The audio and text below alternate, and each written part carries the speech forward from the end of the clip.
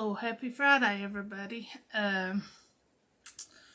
We have got a few little fun facts this week. We'll start off with the animals like we've been doing.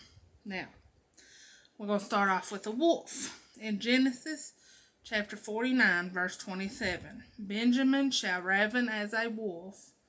In the morning he shall devour the prey, and at night he shall divide the spoil. Now, King Solomon had apes, peacocks, mules, and horses shipped him once every 3 years. In 1 King, chapter, I ain't got the chapter down here, but I put it in the description. In 1 Kings is where it's at, though, and it's verses 22 and 25. For the king had at sea a navy of Tarshish with the navy of Hiram. Once in 3 years came the navy of Tarshish, bringing gold and silver, ivory, and apes and peacocks. And they brought every man his present, vessels of silver and vessels of gold, and garments and armor and spices, horses and mules, array year by year. Fox. In Judges chapter 15, verse 4.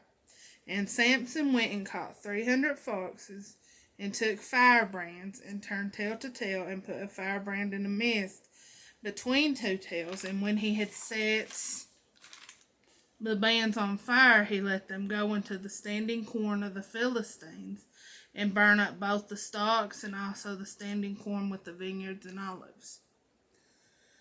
Now bread, and back in those times, bread was always pulled apart with the hands and not cut with a knife. That's where the phrase to break bread comes from.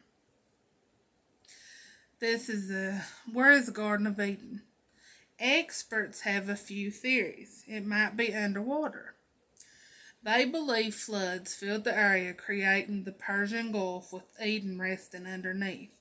Others believe the garden is somewhere near Mount Irak, where Noah's Ark landed.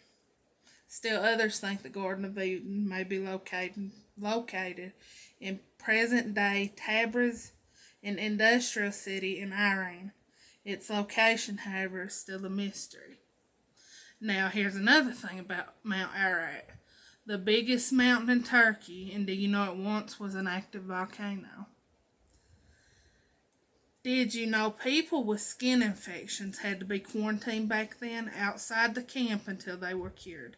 A priest had to examine the person to make sure of the cure. In Leviticus chapter 13, verse 46, all the days wherein the plague shall be in him, he shall be defiled. He is unclean.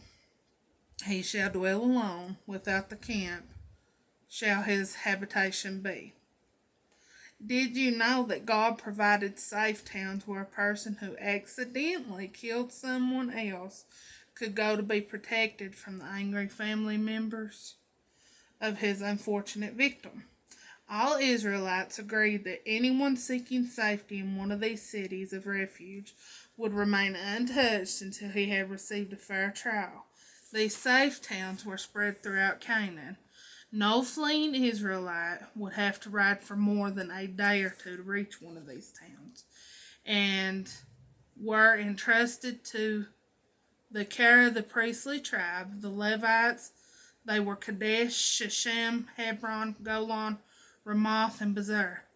Numbers chapter 35, verses 11 through 12.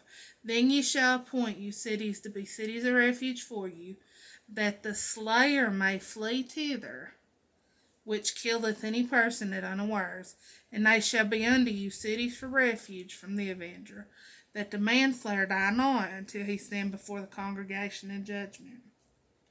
Did you know the garden where Jesus prayed, Gethsemane, before his crucifixion was full of olive trees? And do you know the word Gethsemane means oil press? I thought those were some fun facts this week. Now, I know Tuesday I said that we would do some kind of contest for, anybody who might want to win a free Bible.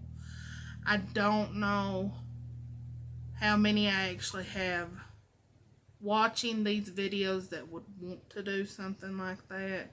If you would want to do something like that, please comment below and I will come up with some contest of some sort for the Bibles. If not, that's fine too. I hope you all enjoyed this video. I enjoyed teaching, reading. I will be back Tuesday with our lesson. You all have a safe weekend. I love each and every one of you, and I will see you Tuesday. Bye.